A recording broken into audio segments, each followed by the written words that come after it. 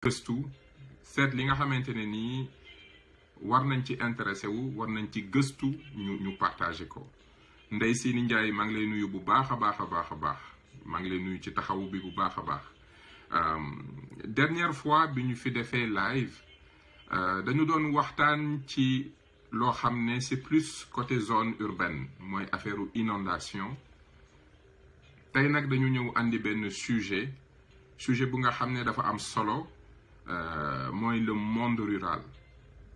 Monde rural nekk loo xamante ne nii dafa fondamental dafa urgent dafa prioritaire dafa important donc urgent prioritaire important te analyser ko tey dina tax nit ñi mën a xam sur ces 7 dernières années ce que le régime a fait dans le monde rural ndax am na maanaa wala amul maanaa mais ça va aussi nous donner l'occasion pour que ñun ñëpp ñu mën a apprécier l'importance monde rural bu ñuy wax d'un point de vue sociologique d'un point de vue économique ñu mën a apprécier l'importance ak fondement wu monde rural.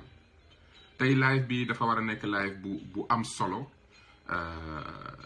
dinaa faire intervenir le professeur son excellence le professeur Celestino Furtado Rodriguez Pereira, qui est quelqu'un qui est connu pour avoir fait énormément de recherches dans le monde rural, surtout côté santé. Il a fait une intervention rapide pour wane manque de service ak difficulté yi dina ci def benn intervention. Live bi nag bugguma mu gudd comme nit ñi dañuy suivre. maa ngi leen di ñaan ñi dugg ñëpp bu ñu fàttee partager live bi comme ça ñu mën a atteindre rapidement niveau d'audience bi.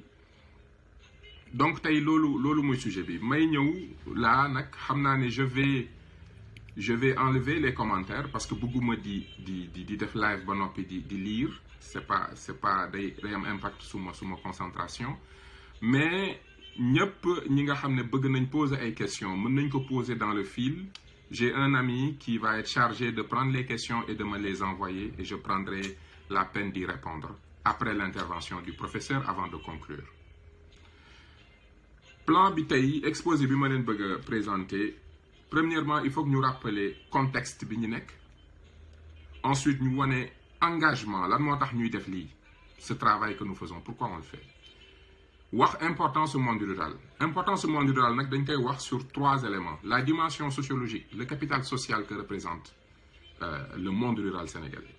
Ensuite la dimension économique économiquement parlant c'est quoi le monde rural ba noppi ñu ñëw ci la dimension stratégique dans notre stratégie d'émergence quelle est l'importance et l'utilité du monde rural et loolu dinañu permettre ñu xam dëgg-dëgg lan mooy monde rural.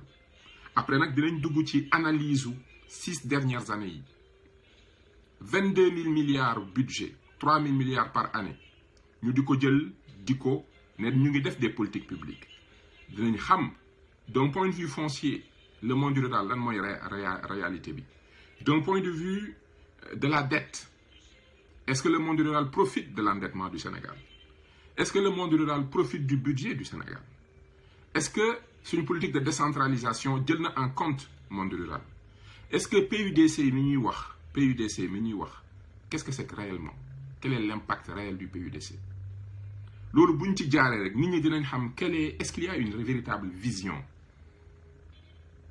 durant ces 7 dernières années une vision qui donnait un sens et qui s'intéressait réellement au monde rural ndax dinañ xam ndax am na dëgg-dëgg vision wu développement au monde rural mu nekk élément bu important. Après on va en profiter maintenant pour conclure et faire intervenir mon ami le professeur Celestino. Alors damay njëkk poser le contexte. dañu nekk à quelques mois des élections présidentielles ñu nekk moment bu nga xam ne citoyens yi dañu war a toog ñu def bilan parce que nag c'est près de 22 000 milliards donc un budget environ de 3 milliards par année pendant 7 ans lañ jël di ko utiliser en notre nom donc il est important buñ jubee ay élections nit ñi toog jàngat xool te sujet bi dafa nekk sujet bu central donc loolu moo tax choix au monde rural n'est qu'un choix qui est pertinent. Maintenant, nous, suñu génération, nous avons aussi un engagement bu ñu war a am engagement bu nga xam ne dañu war a gëm développement ñun dañu war a gëm ne Afrique li koy développé ci ñun la war a jóge ñun ñoo war a toog xalaat réfléchir am passion ak compassion pour le peuple loolu war ñu yóbbu ñu ut xam-xam ba noppi wut nangoo waxante dëgg ba noppi nangoo liggéey parce que passion ak compassion ci sa askan mooy tax ngay dem wuti xam-xam bi la mën a tax nga comprendre lan moo tax xam fu dëgg gi nekk ak fu dëgg nekkul ba noppi mën a liggéey c'est important et c'est lié moo tax ma koy faral di wax politique yërmande la xam-xam liggéey dëgg donc tey dañuy ñëw jéem a gëstu pour gën a xam ñun monde rural lan mooy monde rural lan mooy importance monde rural xam-xam ba ca war parce que daf ñu passionné daf ñu intéressé parce que c'est le développement du Sénégal qui est en jeu mais c'est le développement de l'Afrique qui est en jeu parce que tey réew africain bu réussir trouver modèle de développement rek yeneen da ngay jox aux autres pays africains la possibilité de croire effectivement que c'est possible dama bëgg nit njëkk a comprendre premier point la dimension sociale et sociologique du monde rural déjà dañu war a xam ne monde rural mooy la majorité des Sénégalais des fois on a tendance à les oublier des fois dañ leen di fàtte mais monde rural mooy ñi ëpp ci sunu askan ñoo fi ëpp donc ñooñu am nañ droit ci lépp te en politique gestion dafa laaj équité mooy booy jël alalu askan wi di ko séddale na nga ko def de manière équitable ñëpp nañ ci jot te monde rural dafa nekk ñi nga xam ne ñoo fi ëpp ba noppi monde rural boo ko xoolee dafa nekk ay territoire yu nga xam ne territoire bu ci nekk moom mooy li nga xam ne mooy sunu identité tey jii identité Sénégal mënoo ci génne Casamance te pourtant Casamance territoire la dafa am dimension identitaire am benn sociologie am benn histoire am ay valeurs yu fa am nga dem Fouta nga dem Bawol nga dem Sine Saloum foo mënti dem dans le monde rural tu vas retrouver le Sénégalais authentique le Sénégalais qui n'est pas complexé mais malheureusement le Sénégalais qui n'est pas accompagné le Sénégalais qui n'est pas aussi éduqué qu'il devrait être le Sénégalais qui n'est pas aussi protégé qu'il ne devrait être le Sénégalais dans lequel on n'investit pas comme on devrait investir et pourtant ils sont la majorité donc dañu war a xam ne la ruralité bu ñu koy préserver dañuy préserver sunu identité li nga xam ne mooy sunu force nga xam ne territoire boo dem fekk fa ay aada ay culture identité une dimension sociologique et historique fondamentale bu nga xam ne monde urbain changé ko te loolu dafa am solo cet équilibre là entre ruralité et urbanité loolu moo nekk la force d'un territoire donc ñun suñu bàyyee monde rural mu nekk synonyme de pauvreté synonyme de d'échec synonyme de vide ñu ngi détruire une identité même du Sénégal ñu ngi détruire une partie de notre identité loo xam ne ñun tey buñ ñu waxee ñan ñooy waa Sénégal bëri na valeurs yu ñuy génne c'est des valeurs qui sont intrinsèques à nos territoires les profondeurs du Sénégal donc dañu war a xam ne en politique publique la dimension sociale et sociologique elle est fondamentale tey jii monde rural importance am protéger ko sàmm ko réfléchir sur une politique nationale de la ruralité boo xam ne dafay dugal progrès andi modernité mais préserver nos valeurs ba noppi def ko des cadres de vie plaisants loolu dafa nekk une mission fondamentale te malheureusement dinañ ci ñëw du vision boobu la ñu am lañu gis ci réew mi jamono ji monde rural urgence assistance ak préserver dignité ñett yooyu muy résumé politique bi nga xamante ne nii moom moo daw ci monde rural sur ces 7 dernières années dinaa ci ñëw nag sur des points yu précis mais rek pour wax leen ne l'importance su monde rural sénégalais c'est lié à notre identité même à notre sociologie même à nos valeurs sociales à notre identité sociale c'est très lié à nos cultures parce que boo bëggee gis le Sénégal authentique demal sur le monde rural la di nga ko gis di nga xam lan mooy Sénégal lan mooy sénégalais donc c'est important que ñu préserver ko def tout pour que espace yooyu bañ a nekk bañ fexe ba ruralité bañ a signifier pauvreté et malheureusement aujourd'hui fa lañ jëm ça c'est le premier point la dimension sociologique que nous devons préserver les valeurs sociales, l'identité des territoires. C'est ces identités remarquables que tu trouves Waalo, Fouta, Bir Baol, Bundu, Casamance. Ces territoires-là, ces valeurs-là, ces langues, ces habitus, comme dirait Pierre Bourdieu. Habitus yooyu, valeurs yooyu dañ ko war a préserver. Loolu moo nekk l'importance au-delà des questions économiques. Question bii nii dama ci bëgg a taxaw insister ci pour ñu xam ne monde rural est une partie importante de notre identité en tant que nation. Et que mënuñu nangu monde rural di signifier pauvreté. Ce n'est pas acceptable. Et ce serait aussi une menace à notre identité en tant que nation. Parce que l'ouverture, c'est l'enracinement d'abord. Alors, on s'enracine dans nos territoires. On s'enracine aussi par rapport à notre ruralité. dañ ko war a valoriser.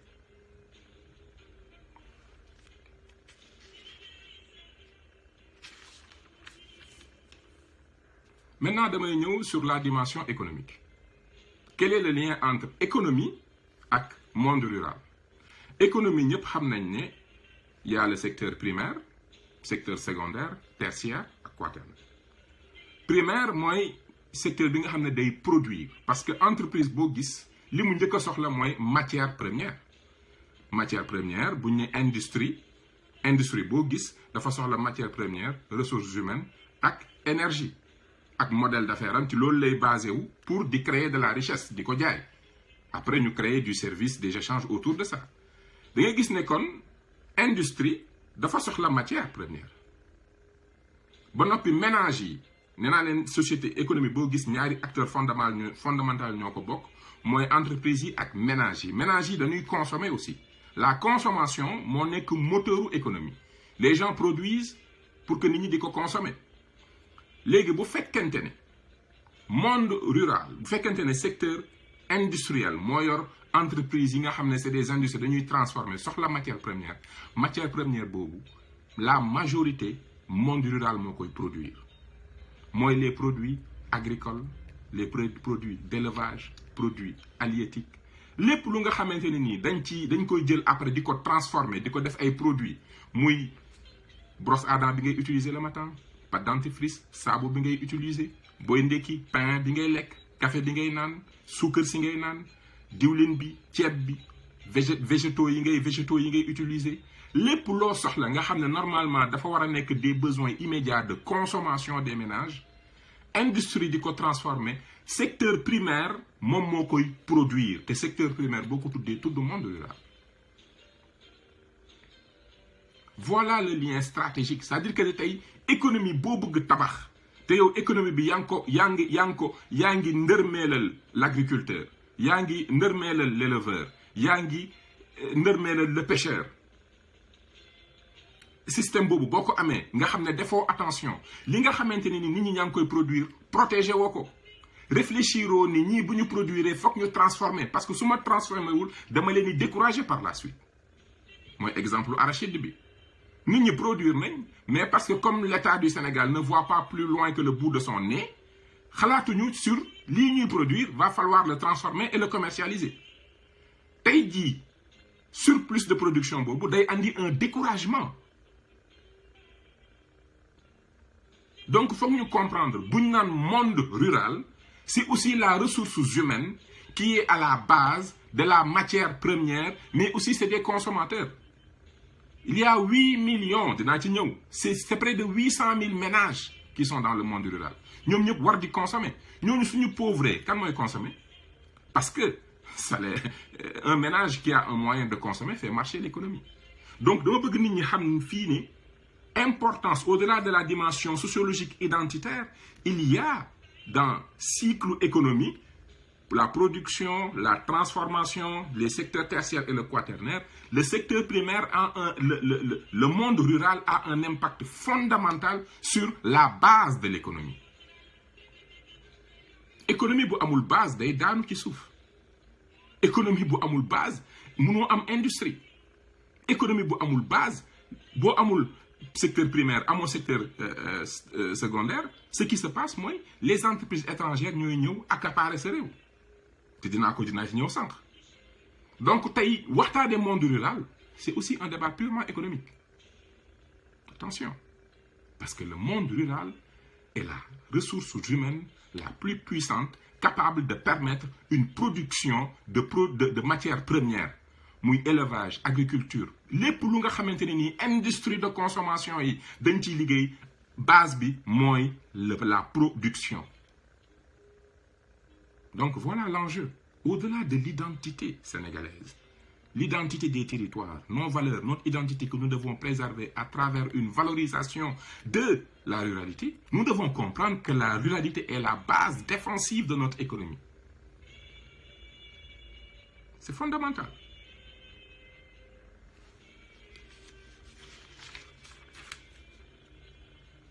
Léegi ma ñëw te li ma wax sànq la dimension identitaire, la place dans l'économie dëkk boo dem fekk ko fa mais damay ñëw léegi ñu campé wu sur Sénégal. Sénégal démographiquement parlant monde rural mooy lan ça c'est important que nit ñi xam ko. Premièrement, on est 15 millions de Sénégalais, 15 millions.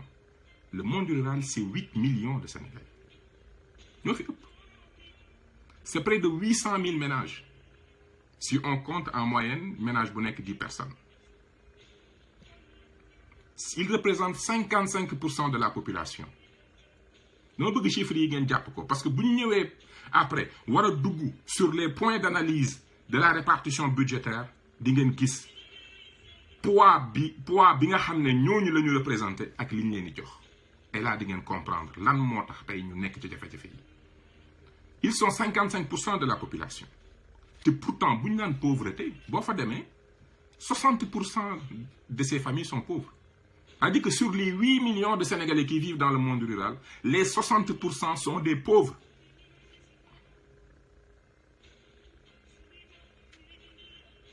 Et pourtant, Sénégalais yi liggéey, la population active, le monde rural représente 60% de la population active. 60% de la population active qui représente, dans laquelle 60% des ménages sont pauvres. C'est des travailleurs pauvres. La majorité des familles qui vivent dans le monde rural travaillent, ñoom ñooy njëkk gën liggéey que ñu nekk ci biir taax yi, pourtant ñoo gën a ndóol fa la ndóol gi ëppee. Voilà la première injustice qu'un homme d'État digne de ce nom se doit de réparer. C'est une priorité. Ils sont 55% de la population, 8 millions de Sénégalais, 60% des Sénégalais qui travaillent, et pourtant 60% d'entre eux vivent dans la pauvreté. C'est près de 15 000 villages. jàpp leen li tax ma joxe chiffre bi 15 000 villages dinañ ci ñëw après pour xool coow riiru PUDC bi ñuy wax dinañ xam 15 000 villages jàpp leen chiffre boobu ah environ 15 000 villages. Premièrement, premier élément d'analyse pour wane comment cette ressource humaine est sous-exploitée, sous-éduquée, sous-outillée. C'est même de la négligence sur leur capacité à produire. Bu ñu ne 60% de la population active, 55% de la population, près de 800 000 ménages et 15 000 villages. Boo ko boolee nga xool maintenant sur une année la richesse produite au Sénégal, secteur primaire, lan la ci contribuer. Le taux de croissance qu'on entend. 59%, daanaka 60%, c'est les services, c'est les étrangers, les entreprises étrangères qui dominent le service. Ñoom ñoo téye 60% de la richesse qui est produite sur le marché. Dafa mel ni ñu ne nit ku liggéey ba ngoon am 1000 francs ñu jël 600 francs yi jox ko ñeneen parce que ñoo ko moom. Industrie 23%, mooy le secteur de la transformation, le secteur industriel. Le secteur primaire bi nga xam ne 80% des Sénégalais secteur primaire boobu la ñu nekk ne représente que 17% de la création de richesse.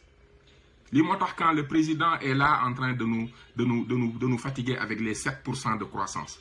7% de croissance yu nga xamante ne nii le secteur primaire là où sont 80% des Sénégalais ne contribuent qu'à 1,19% des 7% de croissance. Tout le reste, c'est le secteur industriel dominé par les étrangers, c'est le secteur tertiaire dominé par les étrangers. Voilà pourquoi on vous dit que votre croissance, elle est creuse, elle ne sert pas à la nation sénégalaise. Liggéey at am 7%, Sénégalais yi Sénégalais yi fi ñu nekk di fa liggéey ñooñu amuñu lu ëpp 1,1%.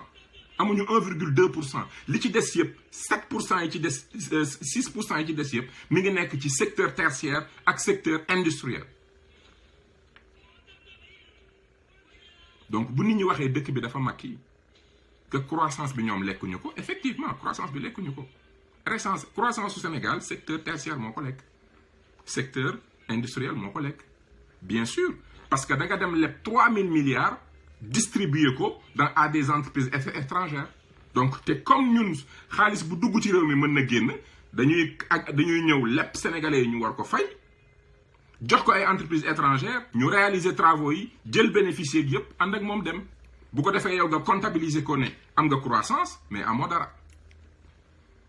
donc bu ñu xoolee rek fi ñuy produire alal ci réew mi mooy le produit intérieur brut ñu xool secteur primaire secondaire ak tertiaire fan la sénégalais yi ëpp ak fan la monde rural ëpp mooy secteur primaire du ñu contribuer ci alal ji mënuñ ci contribuer wuñ ci lu ëpp 17%. pourtant ils sont 8 millions de sénégalais 55% de la population près de 800 000 familles et 15 000 villages. Une ressource humaine, mais incommensurable, et pourtant, quelle est petite leur contribution. Parce que tout simplement, amuñu une vision politique. C'est le consommateur sénégalais, c'est l'homme d'affaires sénégalais, c'est la petite moyenne entreprise sénégalaise qui reste la première et la dernière constante, celle qui nous intéresse et sur laquelle nous devons concentrer la totalité de nos efforts. Lolu mo amul ci réew mi. Vision bobu mo amul. Une vision où l'État du Sénégal considère que c'est l'homme d'affaires sénégalais, c'est l'agriculteur sénégalais, c'est le consommateur sénégalais, c'est le marché africain. Moo nekk sa priorité. Loolu moo amul. Su amoon tey du ñu am réew mu nga xam ne 80% sénégalais yi fi ñu nekk du ñu contribuer plus de 17% des richesses.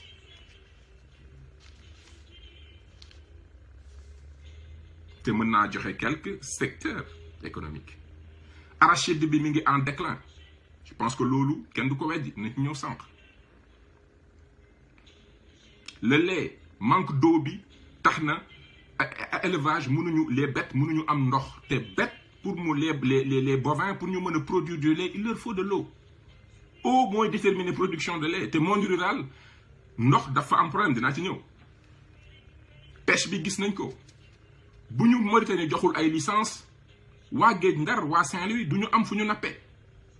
Tellement il n'y a pas d'emploi, notre économie ne génère pas d'emploi que tey jii Macky su demul négocier ak Aziz pour ñu may ñu ay licence de pêche ñun waa Géej Ndar du ñu am lu ñuy nappee te loolu moo tax mënta woon demander rien de plus parce que association des mareyeurs yëpp dañ ko teg pression ne ko ñun amuñu comme dëkk bi amul liggéey amul usine de poisson te ñun dañu soxla liggéey Mauritanie moo am liggéey parce que Mauritanie moo am usine de poisson foog nga wutal ñu licence. yow booy dem ci Aziz parce que da ngaa soxla ay licence est-ce que di nga mën a négocier gaz ak pétrole mënoo ko négocier parce que tout simplement amuñu vision industrialisation.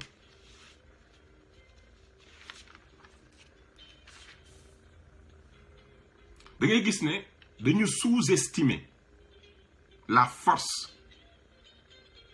de la ruralité. ay erreurs d'appréciation grave moo nekk ci plan Sénégal émergent.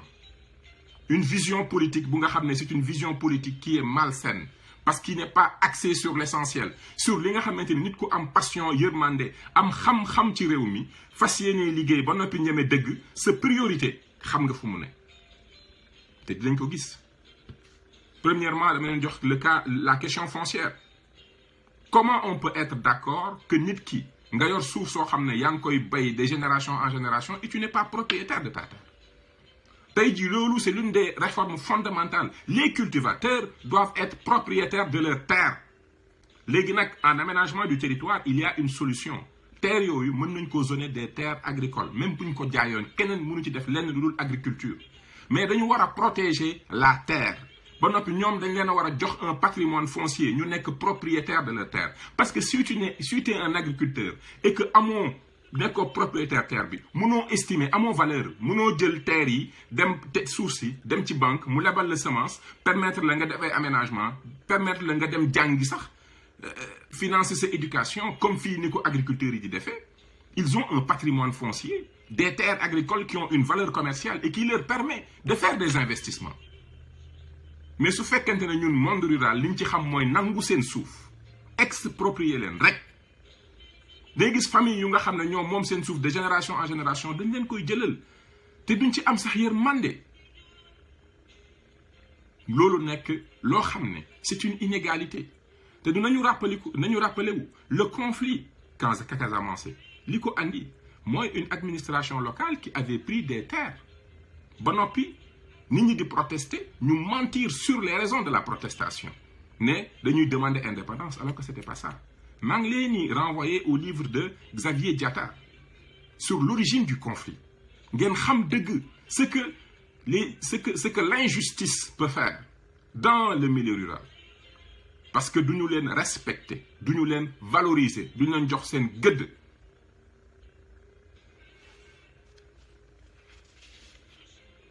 ndax un agriculteur qui n'est pas bancable un agriculteur bu nga xam ne terram amul valeur moomu ko kooku c'est un acteur économique qui est sans actif boo demee ci banque du la lebal parce que moomoo dara tu es ndox mi mooy déterminer sa production et ça c'est problématique. ñu ñëw maintenant ci l'endettement du Sénégal dafa jóge ci taux d'endettement bu 30% yéeg ba 65%. Je pense que loolu moom ñëpp xam nañ ko mu nekk près de 3000 milliards Abdoulaye Wade bi mu fi door a jógee dette bi c'était autour de 2700 motul 3000 milliards Macky Sall ñëw en l'espace de 4 ans mu yéegal ko ba 6000 milliards 3000 milliards de plus. Mais li tax may aborder question wu endettement c'est que quand tu t'endettes au nom d'une nation tu t'endettes pour tout le monde tu endettes les générations futures. Donc xaalis boobu soo koy investir da nga war a xool logique d'investissement bi ngay def war nga def un investissement qui va être profitable à tout le monde une question d'équité. Mais nañ xool les grands chantiers Ila Touba près de 400 milliards axe urbain TER 1100 milliards axe urbain Diamniadio nga xamante ne nii il est en train de renforcer l'étalement urbain entre Thiès et Dakar. tey waroon vision waroon dem feneen mais demu fa ay milliards da ngay gis ne sur les 3000 milliards qu'on a emprunté dañu jël yëpp concentré ko sur des infrastructures qui se trouvent être dans des zones urbaines. Monde rural amul benn investissement bu conséquent 3000 milliards répertorier leen tous les gros investissements du Sénégal sous Macky Sall ngeen xool fan la localisé wu vous allez voir que près de 80% de la dette et de l'investissement est concentré dans des zones yu nga xamante ne ni c'est des zones d'infrastructure. Donc c'est des zones qui vont faciliter lépp luy service. Encore une fois, on travaille pour les étrangers. On travaille pour l'espace où les étrangers sont dominants. Les zones urbaines étrangers yi ñoo yor commerce bi ñoo yor banque yi ñoo yor lépp. On investit dans des infrastructures yoo xam ne ils ne font que faciliter leur doing business à eux. Mais ñun le vrai doing business sénégalais buñ ne la 60% de la population active au Sénégal et dans le monde rural booy réfléchir sur le doing business, ce doing business donc war a axer sur la majorité. Ceux qui sont les vrais acteurs économiques. C'est le monde rural. Ils sont prioritaires. Ils sont à la base de l'économie. Donc da ngeen di gis ne on s'endette. On concentre l'endettement sur des infrastructures situées dans des zones urbaines pour faciliter les mouvements des biens et services. Et on oublie encore une fois le monde rural. Parce que boo xoolee ratio bi c'est très petit li nga xam ne monde rural dina ko capter. Et encore une fois, ils sont majoritaires. te loolu yëpp li ma fi wax le fait que moomuñ seen suuf le fait que dette bi il ne profite pas de l'investissement. Mais même boo xoolee sur le budget du Sénégal et puis ñu ngi waaj a dem sur la loi de finances 2019 dinaa ci def live spécial parce que je sais plus ou moins ce qui va se passer encore. Les ratios vont se dégrader encore plus parce que finance moom xam-xam la du pexe. Donc on va revenir sur la loi de finances 2019, on prendra le temps de l'analyser. Mais ñu ñëw ci budget Sénégal wax naa leen investissement bi. L'endettement profite plus au secteur yi nga xamante ne étrangers yi ñoo fa dem du dominer qu'au secteur où les Sénégalais sont majoritaires. l'endettement est concentré dans des zones où le monde rural n'est pas. Loolu kenn mënu ko dindi. Mais damay ñëw ci sur la dimension budgétaire. Budget da ngay fay personnel 630 milliards de salaires ñu di ko fay. Essentiellement pour des services concentrés sur le monde, sauf dans les zones urbaines. Ñëpp xam nañ ne monde rural boo fa demee doo fa fekk mairie bu normal doo fa fekk hôpital bu normal doo fa fekk benn service. Donc salaire yi ñuy fay yëpp ñu ngi koy fay pour des services concentrés dans les zones urbaines. Ba noppi fonctionnement au service yooyu ça nous coûte 750 milliards. Sénégal de services yi 750 milliards. Ñu ngi fay 850 milliards intérêt ak amortissement dette. Bon, am na ay soi-disant experts nee na ñoom duñu amortir dañuy refinancer, ce qui voudrait dire quelque part qu'on a menti à l'Assemblée nationale. Parce que nag amortissement mooy tu es en train d'éteindre une partie de la dette. Donc bu ñu demee sur les lois de finances bind amortissement 650 nit ñëw ne ñun mësuñoo amortir xaalis bi ñu amortiré dañ koy defee leneen loolu lu ñu war a leeral la te dina leeri un jour tôt ou tard. Mais fi ma bëgg a andi wax ji mooy personnel fonctionnement dette bi ak investissement yëpp boo xoolee ñu ngi ko concentrer encore une fois sur des services qui sont dans les zones urbaines et que le monde rural est délaissé. Loolu mooy accentuer les dynamiques yi nga xamante ne nii moom marqué le monde rural sénégalais mooy lan exode rural, mortalité des enfants, mortalité des femmes, les bêtes cheptel bi ni muy deewee problème l'avancée du désert.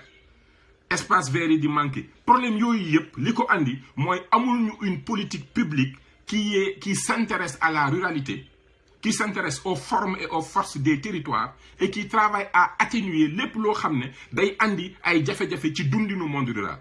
Ñun sunu alal yëpp dañ ko concentrer sur les 14 régions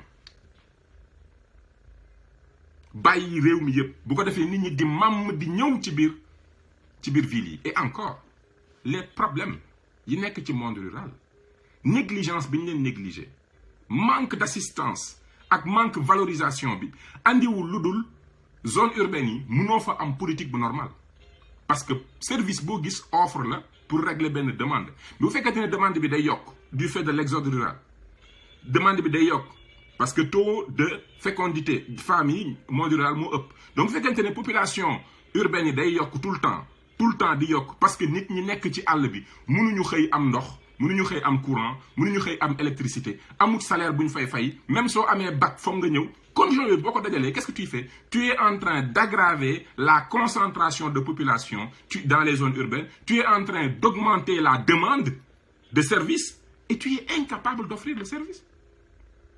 Moo ñu dal ci ndox mi moo ñu dal ci électricité bi moo dal ci transport yi dañuy wax Dakar dafa bëri oto mais Dakar n'a pas la moitié de ce que Dakar devrait avoir comme nombre de voitures. C'est juste que suuf si nit ñi dëkk nañ ko ba léegi yoon yi xat na ba oto yi léegi dañuy fàtt nit ñi mais y a pas assez de voitures. nga gis ne problème mu planification dëgg moo am ci réew mi nguur goo xam ne amul passion amul compassion ba tax mu mën a gëstu ba am xam-xam bi ko mën a may mu xam luy dëgg ak fan lu muy liggéey mënta am te dëgg amul. dëgg mënta am te xam-xam amul xam-xam nag ci sa askan doo ko am fi léegi amoo passion ak compassion pour ñoom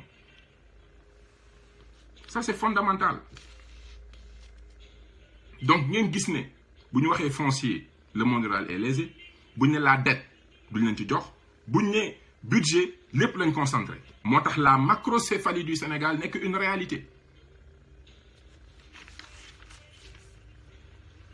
ma ñëw ci 2 points importants.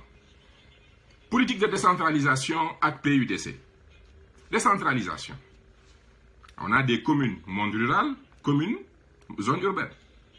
Et décentralisation, moo war a porter le développement. On est d'accord. Je pense même dinaa def benn live spécial sur l'importance de décentralisation. Parce que c'est fondamental. Mais, fi ma bëgg a andi wax ji mooy budget ou décentralisation sous Macky Sall. Pendant ces 6 ans dépassé wul 100 milliards par année xëy na 2019 ñu dépassé mais chaque année weesu li ñuy jox FDD fonds d'investissement fonds de dotation budget cabinet lépp sax boo ko boolee ça tourne autour de 100 milliards par année 100 milliards par année pour 15 millions de Sénégalais comme budget des collectivités locales monde rural bu ñu dekkee 8 millions ça veut dire que ne bu ñu ko xaajee c'est environ 50 milliards la ñuy joxe pour le monde rural 50 milliards pour 15 000 villages 50 milliards pour 800 000 familles 50 milliards pour des centaines de collectivités locales xam ngeen ratio 50 milliards sur le budget du Sénégal de 3 700 milliards vous savez c'est quoi? C'est 1,35% du budget. C'est-à-dire que les communes en monde rural li ñu leen di jox motul 1,5% du budget. Et on dit que dañu bëgg a émerger.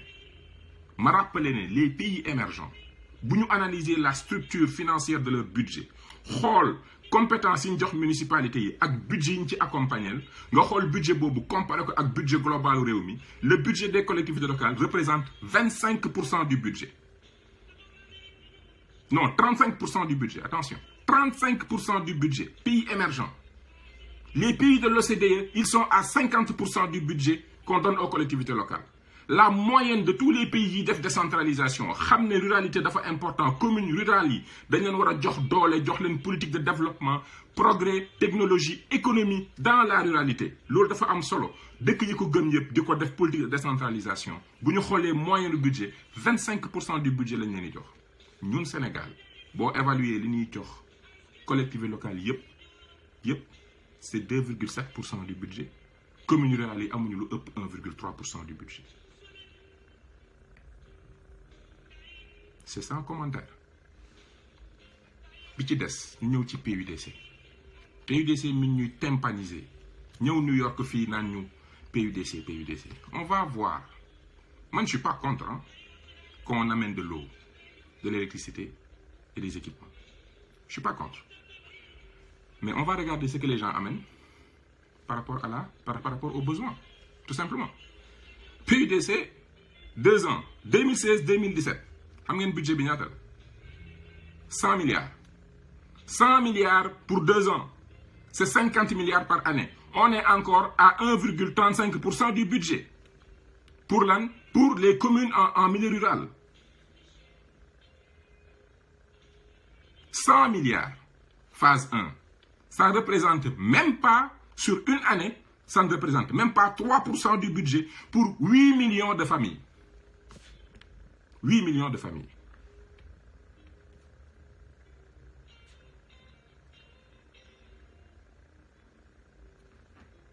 Ce qui est incroyable. Ñu ñëw deuxième point, toujours sur PUDC. dañ naan la PUDC dugal na près de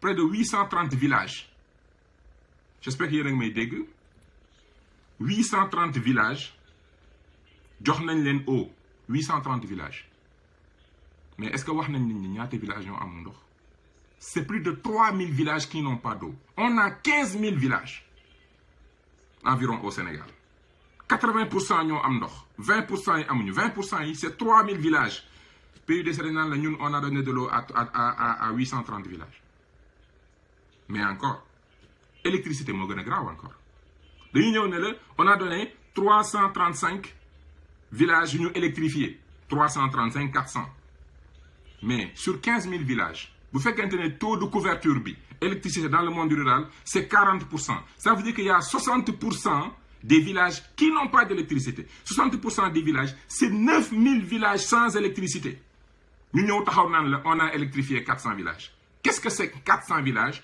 sur 9000 villages and don't get me wrong moi je suis d'accord qu'on fasse des équipements je suis d'accord qu'on donne de l'eau je suis d'accord qu'on fasse tout ça mais ce que vous faites c'est une goutte d'eau dans la mer joxu leen le monde rural seen àq parce que vous n'avez pas compris la place de la ruralité dans notre stratégie d'émergence xamu leen ko et puis ça c'est encore une fois que ne amu leen vision amu leen plan da ngeen ni capp-cappal rek ndax kuy ñëw naan la waaw électricité def nañ 400 villages électricité mais 400 villages électricité alors que c'est 9000 villages qui n'ont pas d'électricité. 9000 au Sénégal, il y a environ, c'est 8 millions de Sénégalais qui sont dans le monde rural. 8 millions. À raison de 10 familles, 10 personnes par famille, on a environ 800 000 familles dans le monde rural. Environ un village tourne autour de 500-600 personnes. Bon, de faire ratio, ça te tombe environ 14 000, 15 000 villages. Son taux de couverture du monde rural, 40%. Ça veut dire qu'il y a 60% qui n'ont rien. Bon, de faire calcul de 9 000 villages qui ont l'électricité.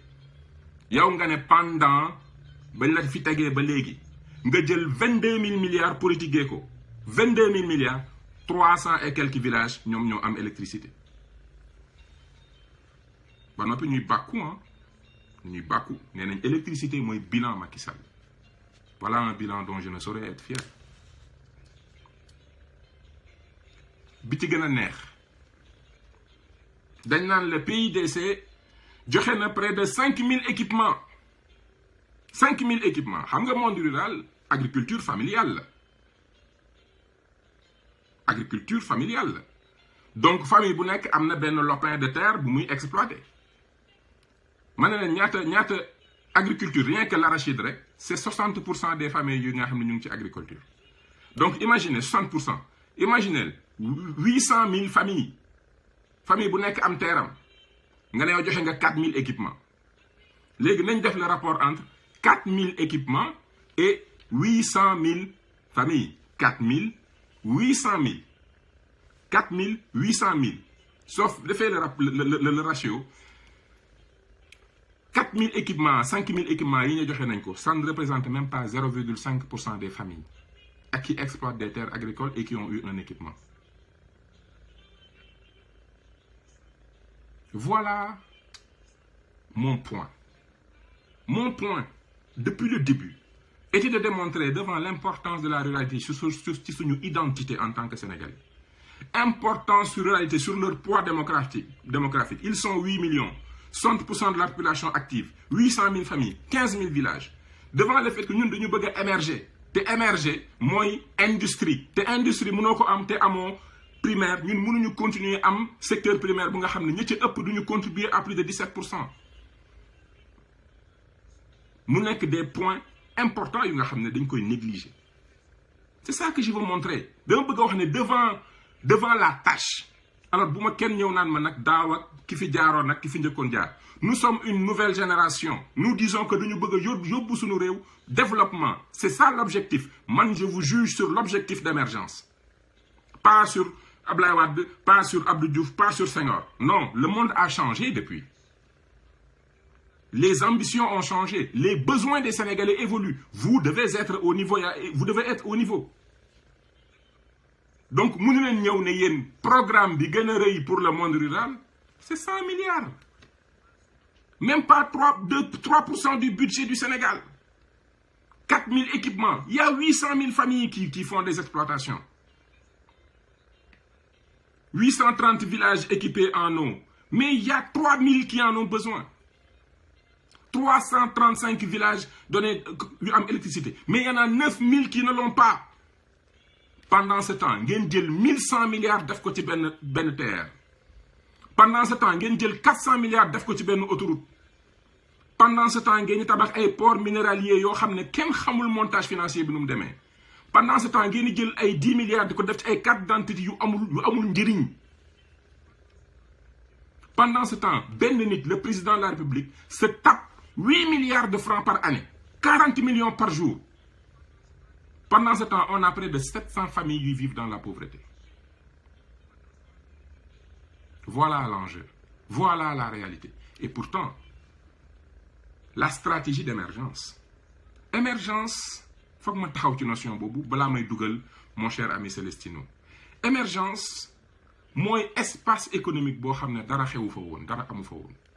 C'est-à-dire que l'espace bu nga xamné dañ dan ñëw di jël ressources yi di ko yóbbu di andi produit fini ñu di ko consommer nga jékki-jékki espace boobu développer une capacité de production et de transformation ba noppi léegi sur le marché cet espace a la possibilité de mettre des produits et un prix. C'est ça l'économie de marché. Dès l'instant qu'un pays commence à mettre un produit qui a un prix sur le marché, ce pays commence à maîtriser ses ressources, à prendre ses ressources. Ressources yi nga xam ne yeneen économie yi ñoo ko doon jël, pays bi commence di leen priver de ses ressources parce que da koy soxla. Su ko téyee rek mi ngi créer manque de ressources de l'autre côté. Ba noppi léegi muy andi ay produits yi nga xam ne moom moo ko doon consommer léegi dëkkam dañuy consommer ay produits donc yow say produits boo ko fi andee dootul jar parce que dëkkam dañuy consommer ba noppi moom ay produits mu jël di ko yóbbu ci sa marché. Émergence, c'est un combat économique. C'est un combat où tu gagnes en niveau de vie, en qualité de vie, au détriment des autres. Et ça passe par la production, ça passe par la transformation, ça passe par la commercialisation.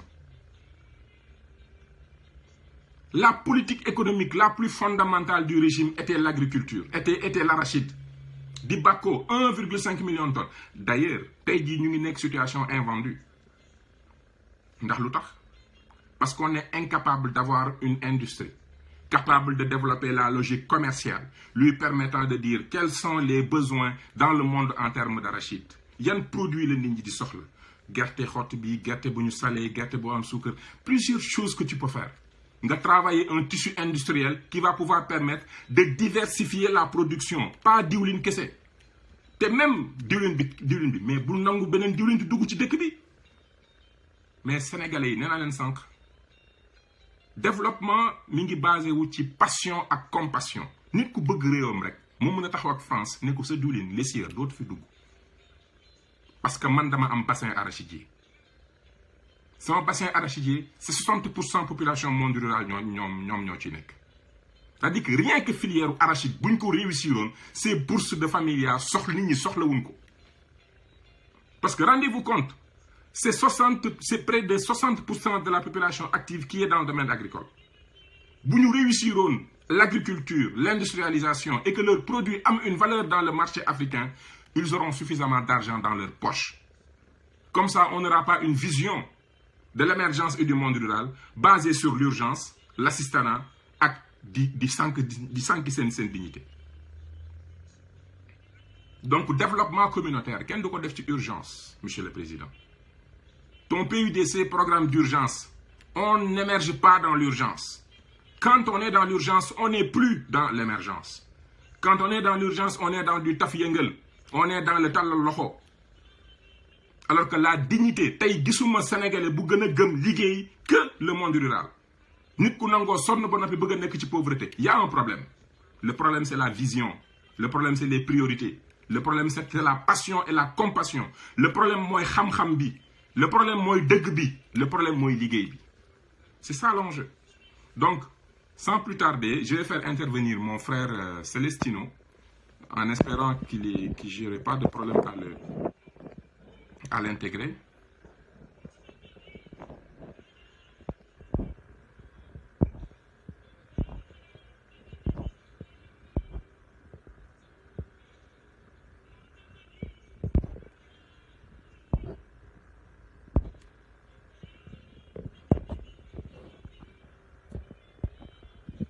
L'invitation à mon frère Celestino, qui va compléter un peu l'analyse.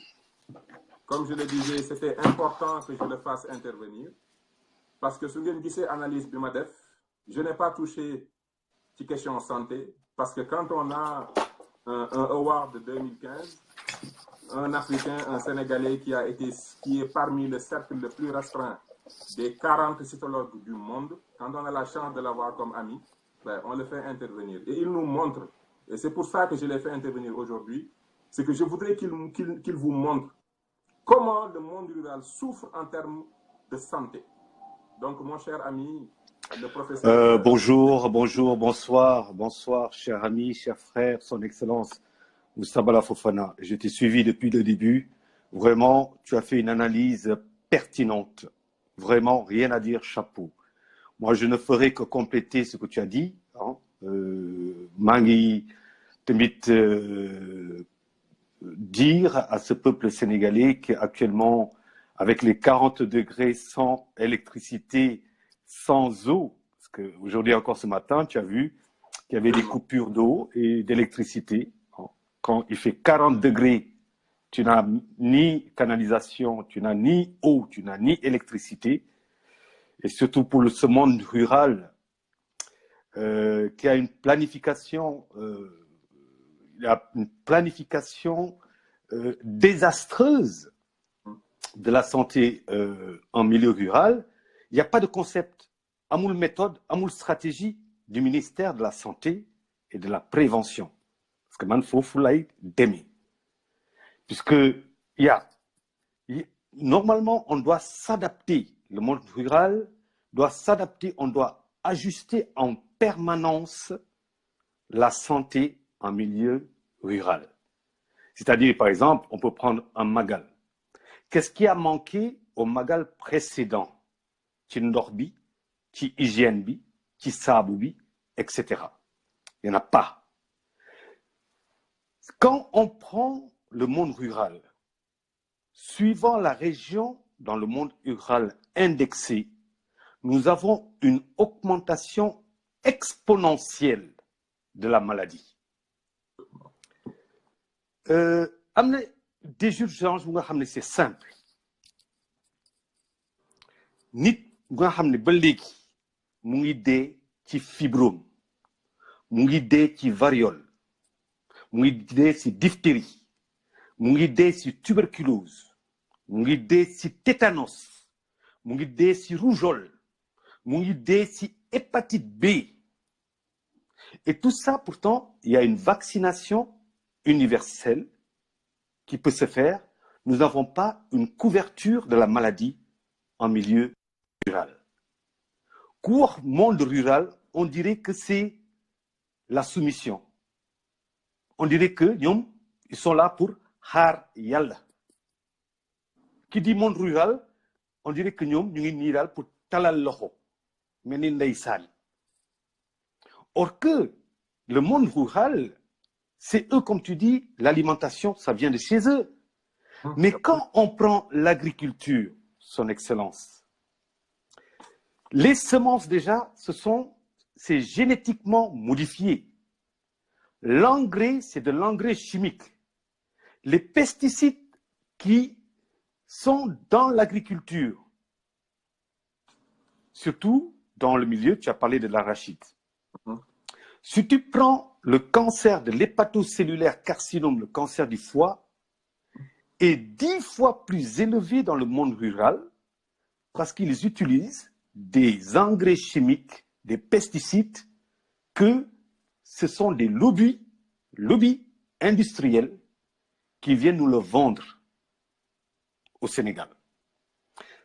Dans le milieu aussi rural, dans les milieux ruraux, il y a une pollution catastrophique de l'air par rapport à l'essence frelatée qu'on nous vend. Vaccination au niveau de l'élevage et les hormones de croissance qu'on donne à ces animaux-là, soi-disant de les vacciner. Mais l'eau, ça va augmenter le taux de mortalité en milieu rural. En milieu rural, c'est autour de 50 ans, 60 ans, le gars est d'idée. Pourquoi? Parce que c'est un milieu où il n'y a pas de scolarité, c'est un milieu où il y a le chômage, c'est un milieu où le taux d'activité est très faible. Aujourd'hui encore, je me rends compte que jigéen buy dem accoucher amul ambulance, charrette lay jël. Et, monsieur le président, maa ngi gis ngay jënd ay chars de combat, ngay jënd ay auto. La dernière fois, on a vu à l'université Cheikh Anta Diop, il y avait plus de voitures de police, de militaires, des voitures toutes neuves, que des étudiants. Mais ces voitures-là, lu tax doo ko jënd ay ambulance. Lu tax doo ko jënd ay ambulance. Donc, tout dernièrement, j'ai fait la Casamance, def naa tamit Saint-Louis, le Fouta, pour faire des consultations gratuites. Il y avait des collègues, il y a 2 semaines de cela, soi-disant, à Dakar, Pikine, Guédiawaye, qui ont fait des consultations gratuites. Sur 500, soi-disant 500 consultations, il y avait 0 cancer. Oh, kooku daal man, ok. Mais man, sur les 3700 cas que j'ai fait en Casamance, sur chaque 100 cas, j'ai trouvé un cas de cancer. Sur chaque 100 cas, j'ai trouvé 3 pré-cancers. Sur chaque 100 cas, 97% avaient des infections vaginales. Mernie, Gardinella vaginalis, les candidats, les autres infections, ou bien du fibrome. Typiquement le monde rural. Donc, ça, c'est un manque d'hygiène déjà de 1. Problème d'eau, c'est un manque d'hygiène total. Ou bien, ils vont prendre, suivant le village indexé, dañu am ay teen. Donc, ci teen boobu dafa infecté wu ci candida wala infecté wu ci trichomonas, infecté wu ci ay parasites, suñ say sangu affaire bi dafay contaminé au niveau vaginal. Donc, j'avais une liste, parce que damay teg d'où est-ce que tu viens, est-ce que tu es marié, ban village là, et consort. Et quand j'ai fait mon data bank, mes statistiques, suivant village indexé, parfois je trouve il y avait 95% de la même infection. C'est l'eau. C'est l'eau. De la même infection. Tu as des villages où tu as 20% de femmes souffrant de fibrome. Tu as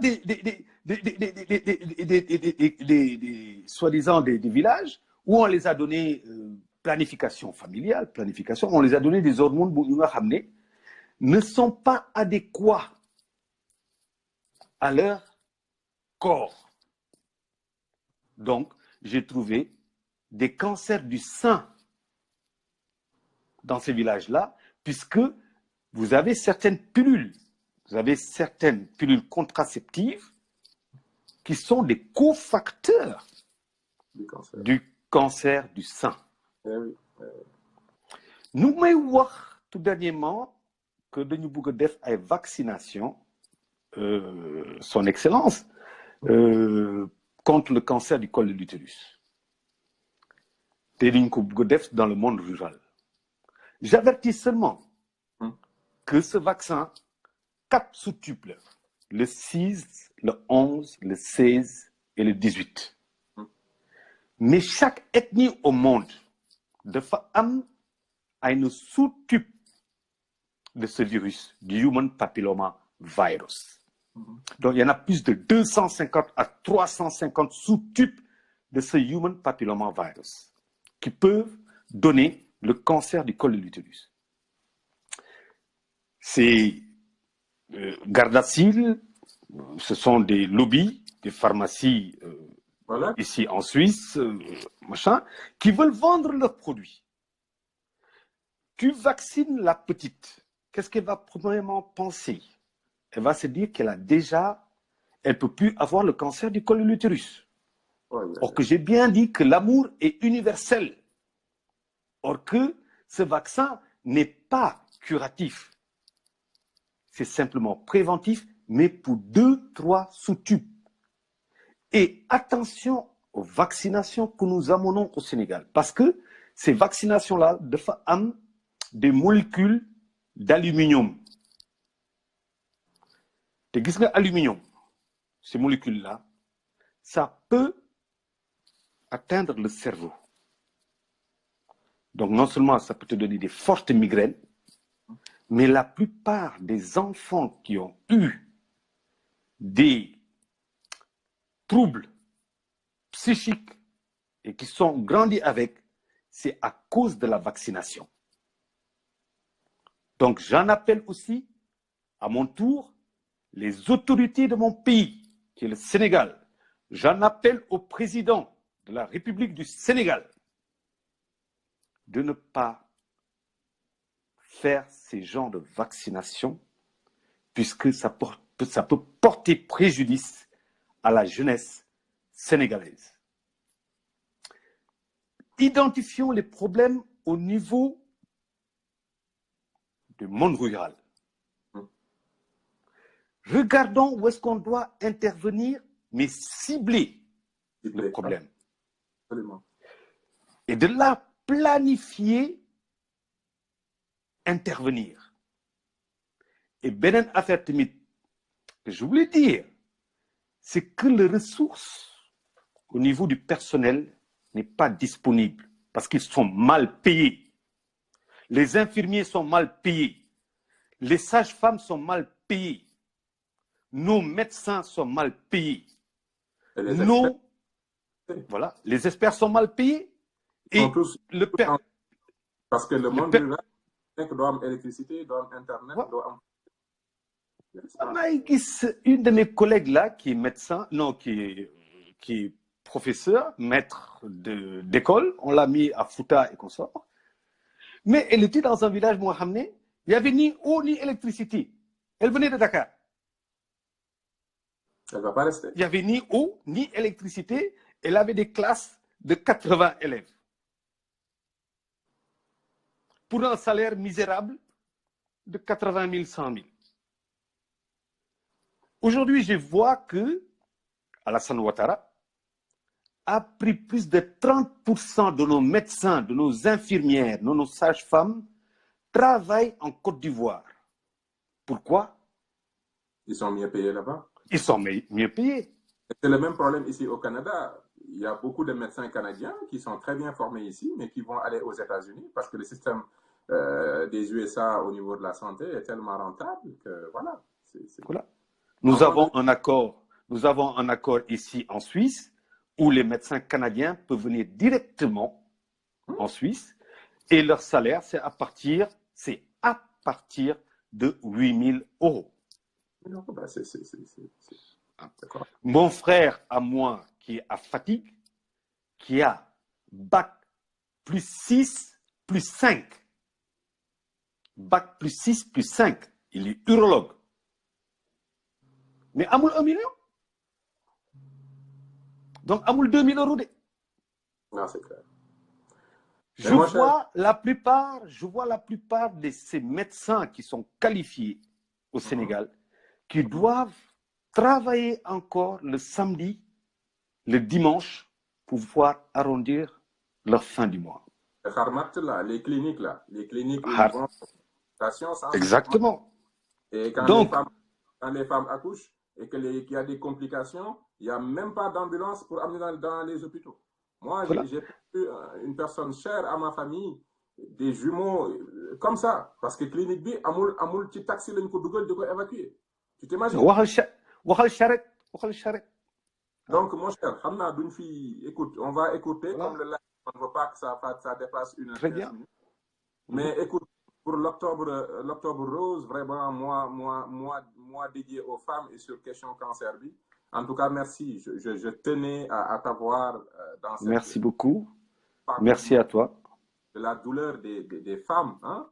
C'était important de te faire venir. Je rappelle que le professeur Célestino fait partie des 40 experts au monde qui forment la sommité de tout ce qui est cytologie. Il est Award 2015 et pourtant on ne profite pas de cette expertise.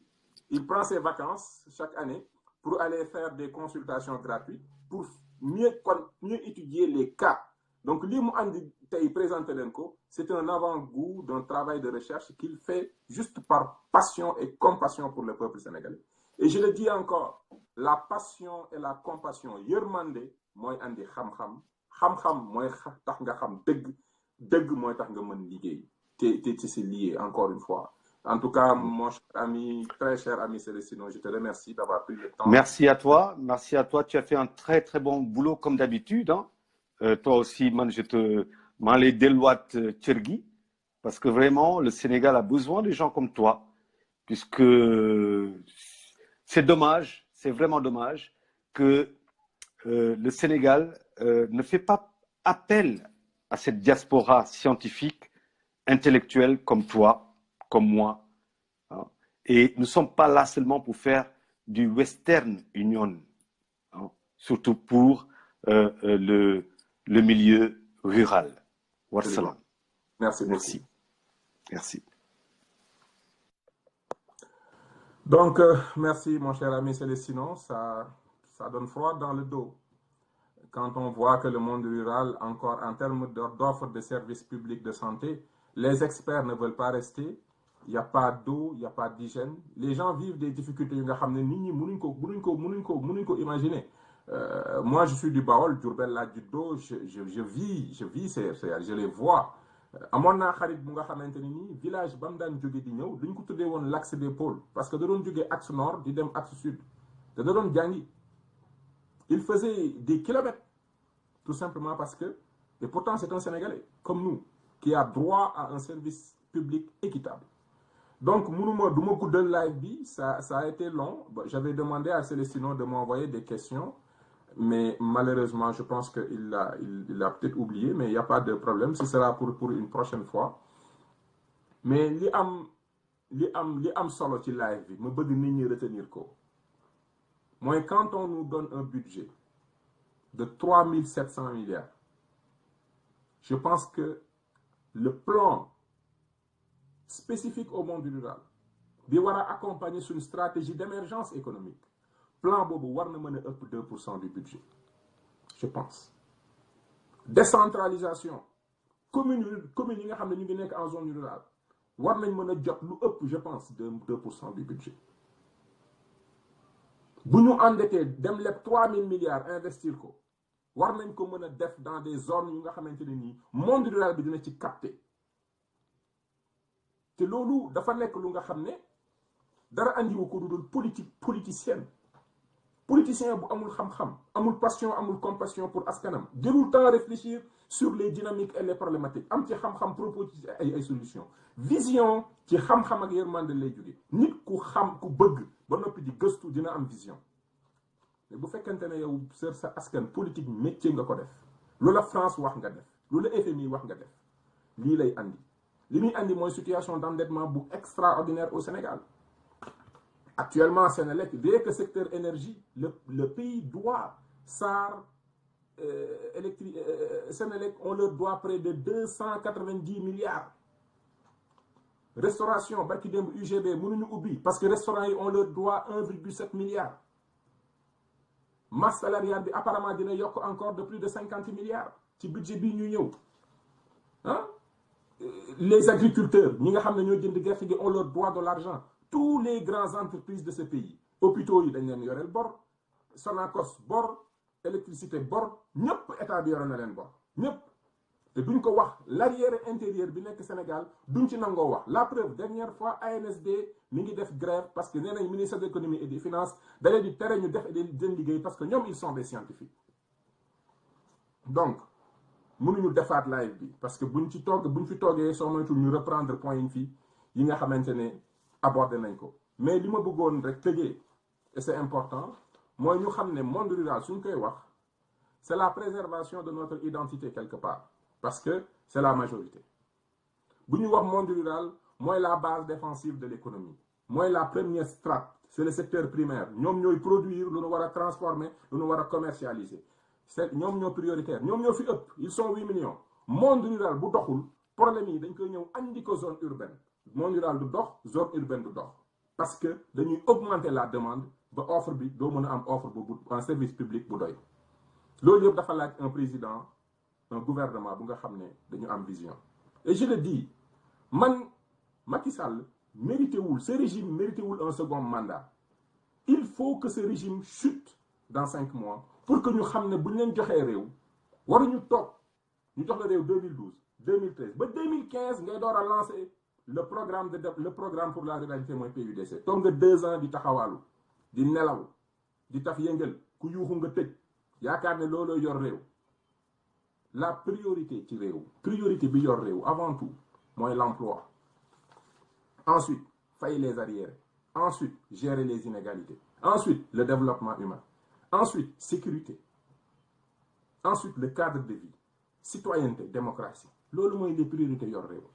Mais bi ñu jox réew nga toog 2 ans di nelaw xëy 2015 PNUD ak FAO ne la nit ñaa ngi dee programme d'urgence yow nga jël urgence bëgg ko jaawale ak émergence. Quand on est dans l'urgence on n'est pas dans l'émergence. Quand on est dans l'urgence on est dans du taf yëngal. On n'est plus en train d'émerger quand on est dans l'urgence.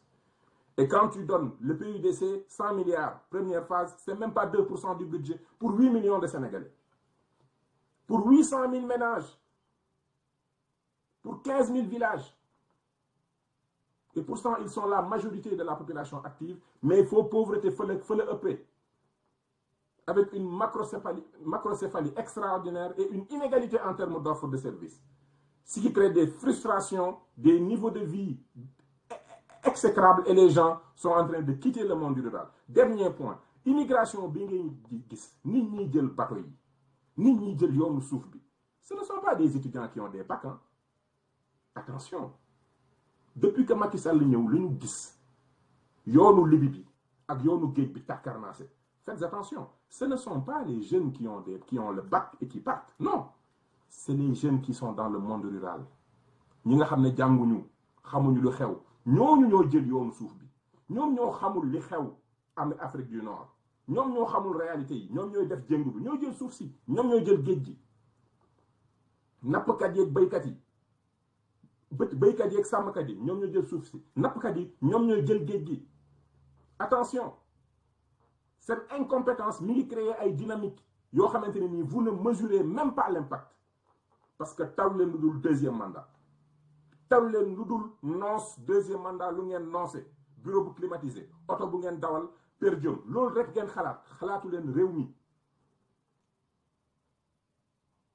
En tout cas on va arrêter ce live ici ma leen di remercier ñëpp ñi nga xam ne posé nañ ay questions yi ma mënta répondre dinaa ko jël prochain live dinaa ci wax may jéggalu. Parce que dernière fois, dama ne woon dinaa def live tous les 2 semaines. Mais avec le travail, avec les engagements, des fois, c'est pas évident.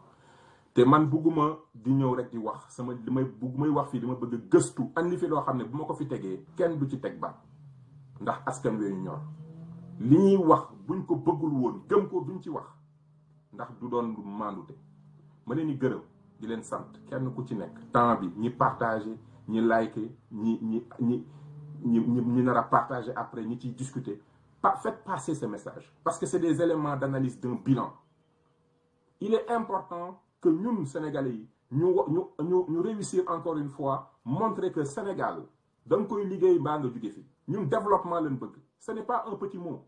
On veut se développer et c'est possible. On veut le développement. On veut montrer à l'Afrique que le développement est possible. Et on veut, avec les autres pays africains, nous développer. Nous avons la chance d'avoir une démocratie. Il nous manque maintenant d'avoir une économie. Et c'est ce combat-là que nous devons mener. Et ce combat, notre nouvelle génération doit pouvoir mener. Et ensemble, lañ koy def. En tout cas, je vous remercie de leen gërëm ci seen taxawaay, ci seen partage, ci seen déglu, ci question yi, jàllale leen message bi. Aider les gens à avoir la grille d'analyse qu'il faut pour xam ne régime bii liggéeyul et que ëllëg dama bëgg homme politique buñ fi mënti teg bu liggéeyul ñu jëlee ko fi. Deuxième mandat duñ ko lijjanti doo ko taf yëngal doo ci tëj kaso da ngay ñëw wane passion compassion xam-xam liggéey ak nangu dëgg nit ñi xam ne waa ji kat liggéey kat la dañ ko fi tegaat deuxième mandat mais doo ñëw di ko lijjanti. Il faut que le Sénégal fasse passer ce message. loolu mooy sama engagement ci élection 2019 yi dinaa ko lu ma gis piste d'analyse bu ma gis boo xam ne lii bu ma ko joxee Sénégalais yi am ci des éléments d'analyse dinaa ko def ma leen di gërëm di leen sant encore une fois di leen remercier ci seen patience di leen remercier ci seen engagement ñiy suivre ñëpp on partage la même passion on partage le même engagement te gëm naa ni je ne suis pas une exception xëy na dama ciy gën a passionné rek wala xëy na dama ci ëpp jot rek mais ñi fi nekk am xam-xam bu mën a avancer loo réew mi duñu jeex du xaaj des Sénégalais j'en vois des milliers yu nga xam ne ñu ngi ci dans les meilleures organisations du monde ils ont appris xam nañ am nañ attitude bi am nañ xam-xam bi am nañ skills yi am nañ lépp lu nga xam ne tey Sénégal soxla na ko dafa di nag bu di bu li ñu naan rang bi jubul gumba moo ko jiite lafañ topp ci ginnaaw xam nga loolu bu amee ñi nga xam ne mën nañ te xam duñ ci topp waaw rang bi bu joxul rek gumba moo ko jiite lafañ topp ci ginnaaw ab président ak PM ñooñu kenn mënut a liggéey ak ñoom parce que liggéey taxu leen jóg donc na ngeen fi jëlee teg fi ñoo xam ne liggéey moo leen tax a jóg ma leen di gërëm di leen sant encore une fois jërëjëf